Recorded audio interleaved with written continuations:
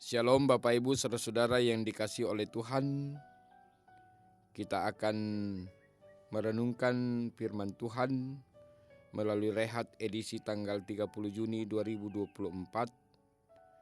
dalam tuntunan tema hati yang terpaut kepada Allah melalui pembacaan 1 Samuel pasal 23 ayat 14 sampai dengan ayatnya yang ke-18. Pertama Samuel pasal 23 ayat 14 sampai dengan ayatnya yang ke-18. Sebelum kita membaca dan merenungkan firman Tuhan, mari kita berdoa. Bapa kami yang ada di dalam surga, Tuhan yang kami puji dan kami agungkan di dalam Yesus Kristus.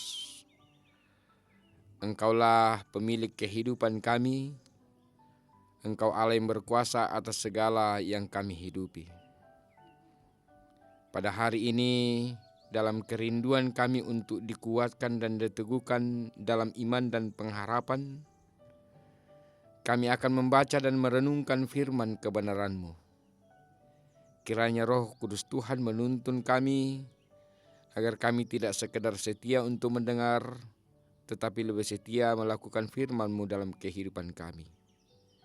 Berbicaralah Tuhan, sebab sesungguhnya kami sudah siap untuk mendengarkan firman kebenaran-Mu. Di dalam Yesus Kristus Tuhan dan Juru Selamat kami yang hidup, firman yang hidup, kami berdoa. Haleluya. Amin. Firman Tuhan dari 1 Samuel pasal 23 ayat 14 sampai dengan ayatnya yang ke-18. Firman Tuhan berbunyi demikian. Daud di padang gurun Sif. Maka Daud tinggal di padang gurun di tempat-tempat perlindungan. Ia tinggal di pegunungan di padang gurun Sif. Dan selama waktu itu Saul mencari dia, tetapi Allah tidak menyerahkan dia ke dalam tangannya. Daud takut karena Saul telah keluar dengan maksud mencabut nyawanya. Ketika Daud ada di padang gurun Sif di Koresa, maka bersiaplah Yonatan anak Saul, lalu pergi kepada Daud di Koresa. Ia menguatkan kepercayaan Daud kepada Allah dan berkata kepadanya, "Janganlah takut, sebab tangan ayahku Saul tidak akan menangkap engkau.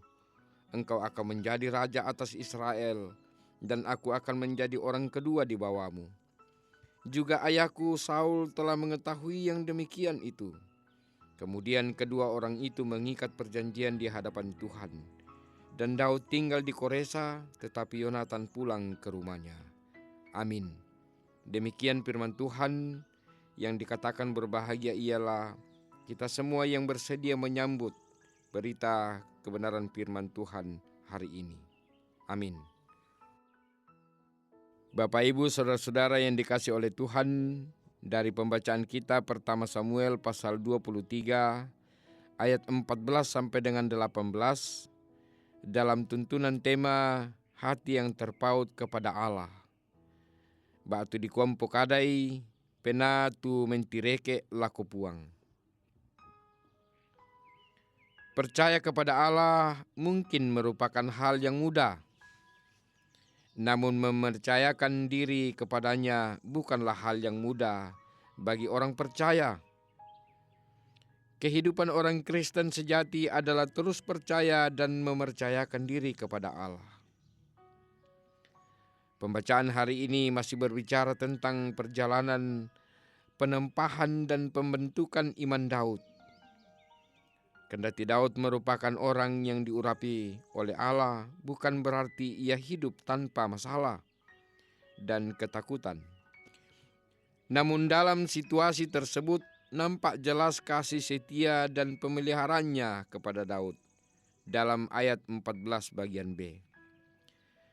Melalui hambanya yakni Yonatan, Allah terus menyentuh atau membentuk kekuatan iman percaya Daud agar ia terus berani mempercayakan dirinya hanya kepada Allah.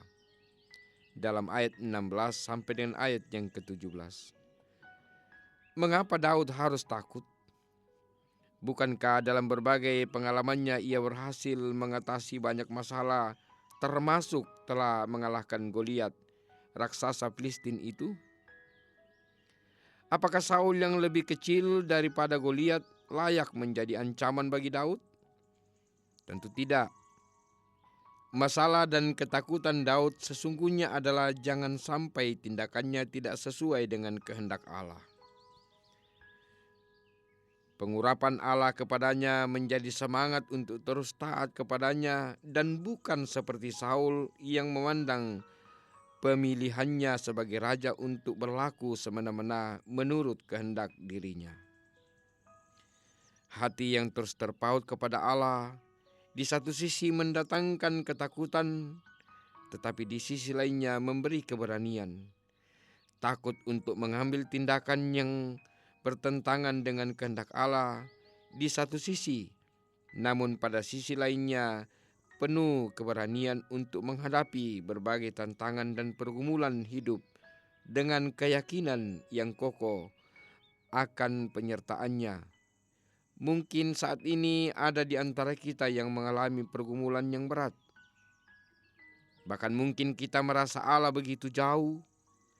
Mari membuka hati dan memberi tempat yang layak baginya. Di mata Allah tidak ada pergumulan yang terlalu berat.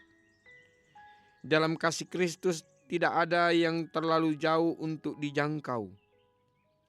Bukankah Dia jauh lebih besar dari semua pergumulan, dan bukankah Kristus telah datang ke dalam dunia menjumpai manusia? Amin. Demikianlah perenungan firman Tuhan pada hari ini. Kiranya kita semua dikuatkan dan dikokohkan dalam tuntunan roh dan nikmat Tuhan. Amin. Mari kita berdoa. Kami mengucap syukur kepadamu ya Allah, firman yang hidup di dalam Yesus Kristus. Sebab Engkau telah memberikan kami waktu yang indah, di mana Engkau memperkenankan kami dalam ketidaklayakan kami membuka, membaca dan merenungkan firman kebenaran-Mu. Biarlah kiranya Roh Kudus Tuhan akan menguatkan dan memampukan kami untuk mempercayakan kehidupan kami kepadamu dalam keadaan apapun juga, sehingga hidup kami menjadi hidup yang berkenan di hadapan Tuhan. Materaikanlah dan kuduskanlah firman-Mu di dalam hati masing-masing kami, supaya dengan demikian hati dan kehidupan kami senantiasa terpaut hanya kepadamu ya Allah. Engkaulah pencipta dan pemelihara kehidupan kami. Karena itu, dengan segala kerendahan hati Tuhan, kami datang menyerahkan kehidupan kami kepadamu, untuk senantiasa dibangun dalam kekuatan iman yang sungguh-sungguh, dalam pengharapan pasti bahwa apapun yang kami alami tidak akan jauh lebih besar daripada kasih-Mu, sebab Engkau Allah yang besar, Allah yang berkuasa atas kehidupan kami.